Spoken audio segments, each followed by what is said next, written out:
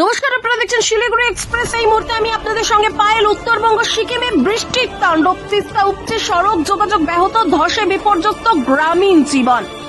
দার্জিলিং টানা ভারী বর্ষণে উত্তরবঙ্গ সিকিমে বিপর্যস্ত হয়ে পড়েছে জনজীবন। মঙ্গলবার সকাল থেকে তিস্তা নদীর জল উপচে পড়ে তিস্তা বাজার অঞ্চলে রাস্তায় ঢুকে পড়ায় দার্জিলিং এর সঙ্গে যোগাযোগ কার্যত বন্ধ হয়ে যায়।